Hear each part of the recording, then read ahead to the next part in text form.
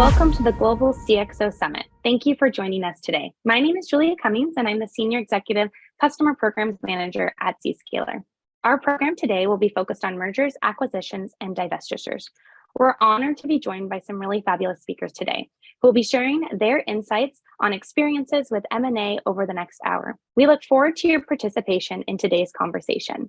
Please submit your questions and engage in the Q&A and chat box that is on the bottom of your screen. If you have any technical questions, please reach out to cxosummit@zscaler.com. This is a public session, and we will be sharing the recording with you after the event. Please feel free to share and follow using the hashtag #ZscalerCXOSummit. Now it is my great pleasure to introduce Zscaler CTO of Americas, Pam Kubiatowski. Hi, everybody, and thank you, Julia. It's great to be here. I'm really privileged to kick off the Zscaler CXO Virtual Summit, and I'm delighted we're actually going to focus on a topic that's near and dear to my heart, which is mergers, acquisitions, and divestitures. We have some of the most qualified subject matter authorities and experts on hand for this summit, and you'll get to hear a clear picture of the state of the market today and how you can deliver rapid synergy savings for your organizations using the power of cloud technology.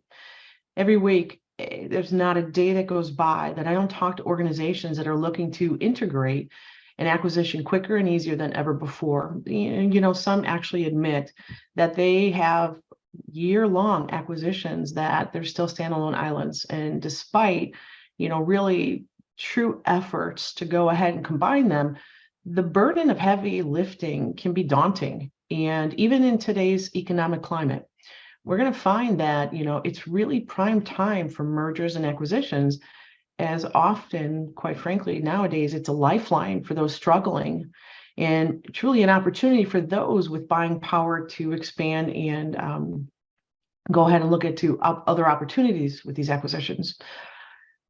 Organizations have been using zero trust architectures to rapidly integrate acquisitions by simplifying the end user experience with ubiquitous connectivity to authorized applications irrelevant of the network.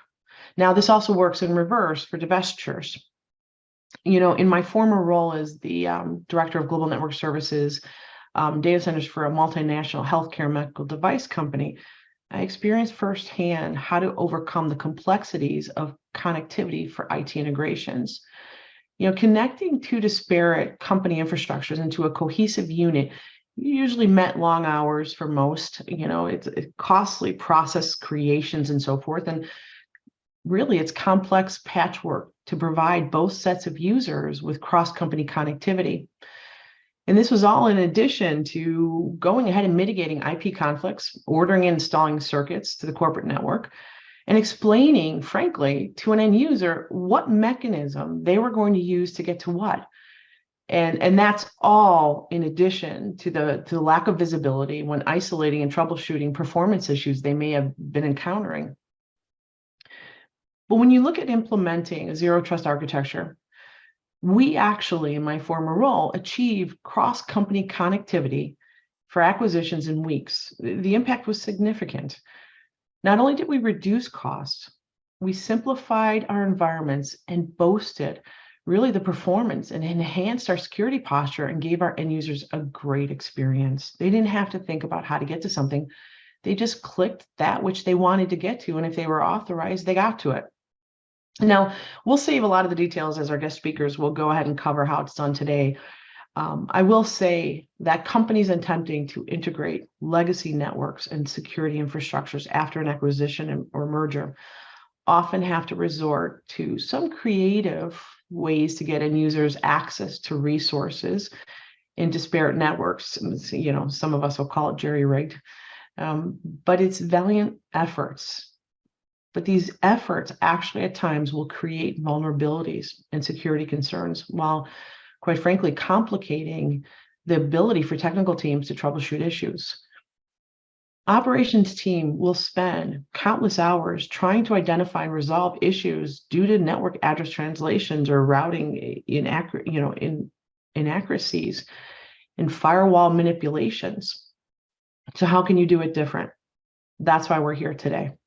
Today, you'll understand you now have options as to how and when you may want to integrate data systems, applications based on your business needs. yet providing end users from each company access to whatever resource they need, wherever it may be, and from wherever they may connect to, without requiring complex network integrations, VPN security exposure, and expensive forklifting of network architectures. Instead, you can measure end user experience and drive out your technical debt and cost through a modern playbook. And with that, it's my pleasure now to introduce our Global VP of Mergers, Acquisitions, and Divestitures, Stephen Singh.